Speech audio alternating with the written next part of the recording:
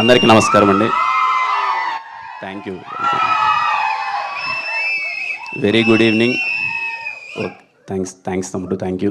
ఇక్కడికి వచ్చిన మీడియా వారికి, అలాగే వెల్ విషర్స్ అందరికీ థ్యాంక్ యూ సో మచ్. ఇక్కడికి వచ్చినందుకు చాలా హ్యాపీగా ఉంది. అల్లు సినిమాస్లో ఫస్ట్ ఆ డాల్బీ స్క్రీన్ మొన్నే లాంచ్ చేసినప్పుడు మన Chennai love story first cinema, అక్కడ విజువల్ చూడడం చాలా హ్యాపీగా ఉంది. థ్యాంక్ యూ సాయిరాజ్ గారు, ఎస్కేఎన్ గారు. చిన్న విషయం కాదు, వాళ్ళు ఇంత ఎఫర్ట్స్ పెట్టి లేదు ఇక్కడ చేద్దామని చెప్పి, అలాగే మీడియా వారందరికీ దూరమైనా సరే ఇంత దూరం వచ్చి ఓపిక్గా ఈవెంట్ ఇంతసేపు అంతా ఇక్కడ కూర్చున్నందుకు థ్యాంక్ యూ సో మచ్. ముందుగా మా ధీరజన్కి many more happy returns of the day. Dheeraj అన్న సక్సెస్ మీద సక్సెస్లు కొట్టాలి, చాలా హ్యాపీగా ఉండాలి, ఎప్పుడు చాలా బాగా చూసుకున్నారు. Thank you so much. మా విశ్వాస్ భయ్య, ఇంక మా గురించి మేము ఏం మాట్లాడుకుంటాం, మాట్లాడి మొత్తం ఇది 5వ సినిమా, ఖచ్చితంగా మళ్ళీ హిట్ కొట్టబోతున్నాం. థ్యాంక్ యూ విశ్వాస్ భయ్య. ఎప్పుడు నా మీద అంటే కొన్ని సినిమాల్లో మనకు ఉంటుందండి ఒక ఫీలింగ్, సరే ఇప్పుడు నేను ఎంత పెద్ద యాక్టర్నా, ఆయన ఎంత పెద్ద టెక్నీషియన్ అనేది పక్కన పెడితే, కొంతమంది మనతో ఉంటే మనం ఖచ్చితంగా ఈ సినిమా చాలా బాగా వస్తుందిరా, మన కోసం ఎఫర్ట్స్ పెడతారా అన్న ఒక ఫీలింగ్ ఉంటుంది. అది నాకు విశ్వాస్ భయ్య ఉన్నప్పుడు చాలా గట్టిగా ఉంటుంది. మొన్న అదే మాట రవి అన్న అన్నప్పుడు నాకు చాలా హ్యాపీగా అనిపించింది. థ్యాంక్ యూ విశ్వాస్ భయ్య. అలాగే ఎడిటర్ సంతోష్ బ్రో, మొన్ననే ఫస్ట్ టైం సెట్లో చూసినట్టు చెప్పాను, ఏంటి భయ్య ఎంత స్మార్ట్గా ఉన్నావు అసలని. చాలా అంటే తను ఈ టీం అందరూ కలిసి ఒకరినొకరు పుష్ చేసుకుంటున్నారనమాట. తను ఎడిటింగ్ చేసి తను చెప్పిన విధానం కానీ సీన్స్ ఎలా వచ్చినాయని చాలా మాకు ఇంకా ఎగ్జైట్మెంట్ పెరుగుతుందనమాట. Thank you Santosh bro, very happy working with you. Bhaskar అన్న, ఇదిగో ఎప్పుడు కంగారుగా సెట్లో ఒక వ్యక్తి అటు ఇటు పరిగెడుతూ నేను ఏమైపోతానో అనుకున్న వ్యక్తి ఎవరైనా అయితే భాస్కర్ అనే సెట్లో, పాపం అంతా. అలాగే Vijay master, thank you master. ఇంతకుముందు మా స్టెప్స్ వేసాం, ఇది చాలా కూల్గా కదలాలా, కాలు వద్దా అన్నట్టు కదిలిచ్చారు.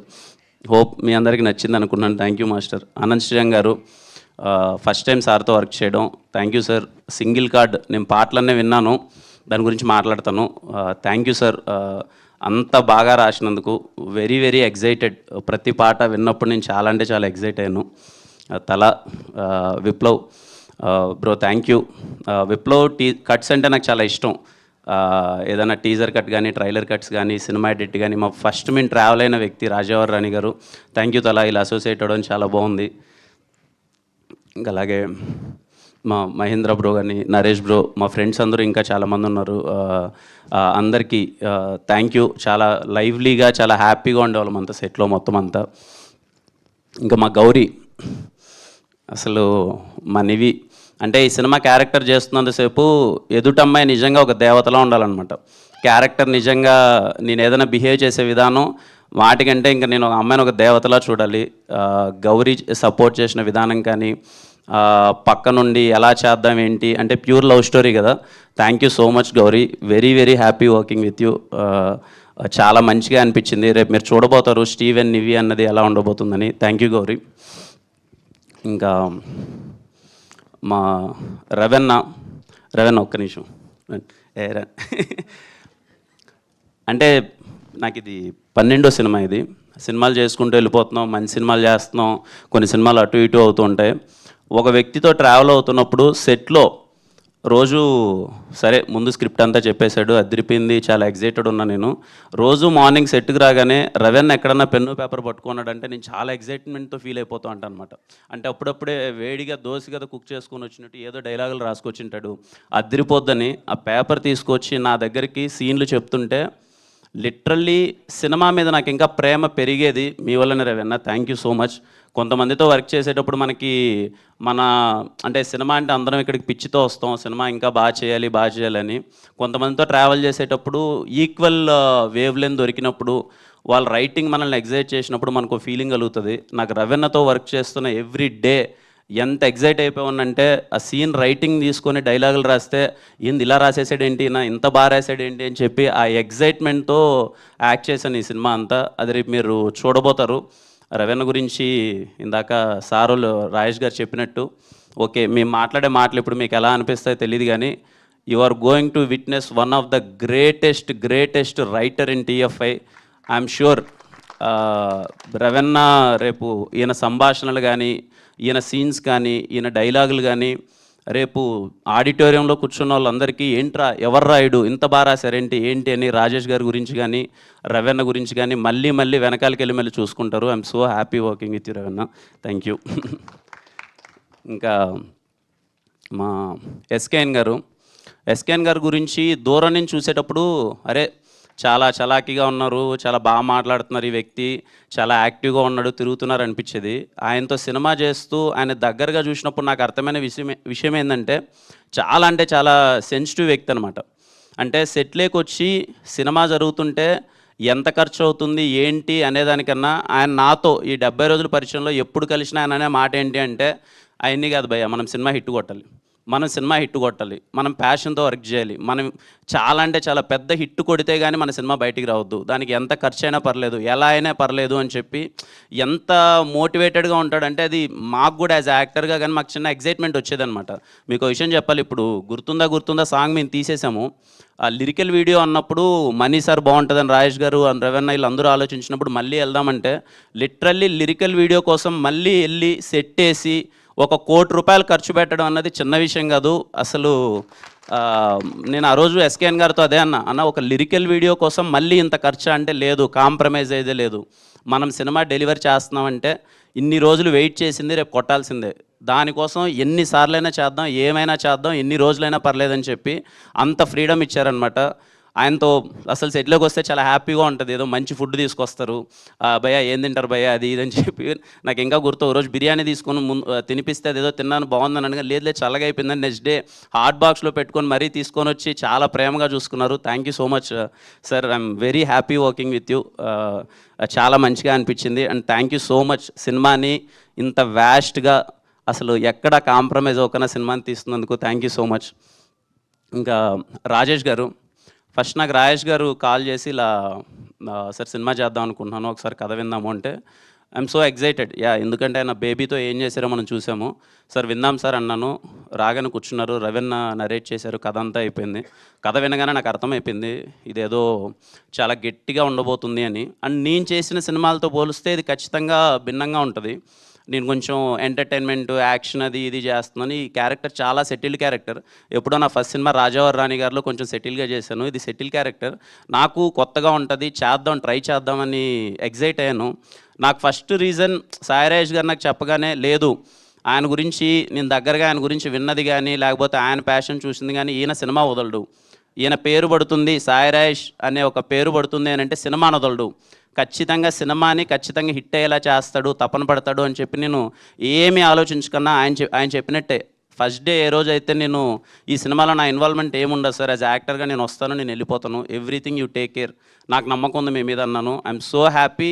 ఈరోజు చెన్నై లవ్ స్టోరీ గురించి ఎంత మాట్లాడుకుంటున్నారు, ఎంత గట్టిగా వెళ్తుందనేది నేను చూస్తున్నాను. Very happy working with you Sairaj గారు. ఇంకా మణి శర్మ గారు నాకు తెలిసి ఈ సినిమాలో 6 పాటలు ఉంటాయండి. రేప్ 7 బిట్ సాంగ్తో కలిపా. ఈ సినిమాలో 7 సాంగ్స్ ఉంటాయండి. నాకు తెలిసి సినిమా రిలీజ్ అయ్యే టైంకి ఇలాగే మీరు థియేటర్లో అందరూ కూర్చొని చెన్నై లవ్ స్టోరీ సినిమా చూస్తుంటే ఆ పాటలు వచ్చినప్పుడు మీరందరూ నాకు తెలిసి హమ్ చేసుకుంటూ ఉంటారు. నాకు అనిపించేది ఏంటంటే సినిమా రిలీజ్ అయిన రోజుకి ఆ పాటకే మీరు అందరూ హమ్ చేసుకుంటూ ఉంటారు. ఈ మధ్య రిలీజెస్ అనేది పెట్టారు కదా, కొంచెం పాటల కోసం మళ్ళీ మనం థియేటర్కి వెళ్ళి రిలీజ్ అయినప్పుడు పాటల్ని మనందరం వైబ్ అవుతున్నాం కదా. నన్ను నమ్మండి, ఈ సినిమా మీరు ఫస్ట్ చూసిన తర్వాత మళ్ళీ ఇంకొక షోకి మళ్ళీ పాటల కోసం మ్యూజిక్ కోసం పరిగెడతారు. చెన్నై లవ్ స్టోరీ సినిమా రిలీజ్ అయిన రోజు అది మణిశర్మ కాన్సెప్ట్లా తయారవుద్ది. మణిశర్మ గారి ఫ్యాన్స్, ప్రపంచవ్యాప్తంగా ఉన్న మణిశర్మ గారి ఫ్యాన్స్ అందరూ అలర్ట్ అయిపోండి. చెన్నై లవ్ స్టోరీ సినిమా రిలీజ్ అయిన రోజు మాత్రం that is going to be money God concept అంతే. మళ్ళీ సినిమా చూస్తారు. నేను పాటలు విని మా టీంలో అందరికీ గొడవ అనమాట, మీకు ఏ పాట నచ్చింది, నాకే పాట నచ్చింది, నాకు ఓ పాట అంటే ఆయనకి ఇంకో పాట అంటారు, ఈయనకి ఇంకో పాట అంటారు, ఇవన్నీ డిస్కషన్. కానీ హ్యాపీ థింగ్ ఏంటంటే నాకు మనీ సార్కి ఒకే పాట నచ్చింది, అది మేము ఐఎమ్ సో హ్యాపీ. అండ్ ఇదిగో నాకు గౌరీని అడుగుతున్నాను, గౌరీ నాకు ఏదైనా ఒక సెంటెన్స్ ఇవ్వ గౌరీ, ఏదో ఒకటి లాస్ట్లో చెప్తాను, కొంచెం టెన్షన్గా ఉంది, ఏదో ఒకటి అంటే గౌరీ ఇచ్చింది, ఇది గౌరీ ఇచ్చిందా చెప్తున్నాం. ఈ పాట గుర్తుందా కానీ ఈ సినిమా మాత్రం మీకు ఎప్పటికీ గుర్తుండిపోద్ది. అలాగే నాకున్న నాలెడ్జ్ కొద్దీ ఇండియన్ సినిమాలో గ్రేటెస్ట్ లవ్ స్టోరీస్ చాలా ఉన్నాయండి. చెన్నై లవ్ స్టోరీ దాంట్లో యాడ్ అవబోతుంది, దాంట్లో ఏమాత్రం సందేహం లేదు. కొంతమందికి అనిపించవచ్చు ఏంట్రా చెన్నై లవ్ స్టోరీకి ఒక గ్లిమ్స్తోనే ఇంత హైప్ వచ్చేసింది, చెన్నై లవ్ స్టోరీ కోసం మేము వెయిట్ చేస్తున్నాం అది ఇదని. మీరు వెయిట్ చేయడంలో ఏమాత్రం తప్పులేదండి. నేను ఎక్కడ హైప్ పెంచట్లేదు, నేను చాలా తక్కువగా చెప్తున్నాను. ఈ సినిమాలో ఉన్న రైటింగ్ కానీ నేను చాలా అంటే చాలా కాన్వర్జేషన్స్కి మీకు రేపు థియేటర్లో ఎగ్జైట్ అవబోతున్నారు. Just wait for it. మీ అందరిలానే నేను వెయిట్ చేస్తున్నాను. Steven Shankar is personal to me. ఆ రోల్ చేస్తున్నప్పుడు వెరీ వెరీ ఎగ్జైట్ అయిపోయాను నేను. And I'm literally waiting for Chennai love story. Sir SKN గారు తొందరగా దింపేయండి సార్. ఈ పాట కూడా అందరూ పెడుతుంటే ఇవన్నీ కాదు మాకు సినిమా దింపేయండి అందరూ అని అడుగుతున్నారు. త్వరగా దింపేయండి sir. And waiting. And thank you so much మళ్ళీ అందరూ ఇక్కడికి వచ్చినందుకు. అండ్ హ్యాపీ అండి. మీ అందరికీ పాట నచ్చింది అనుకుంటున్నాను. Thank you so much and thank you. So Gouri Priya గారిని అండ్ కిరణ్ గారిని ఆ డైలాగులు ఇక్కడ చెప్తే మేమందరం చాలా హ్యాపీ ఫీల్ అవుతాం. ఓకే,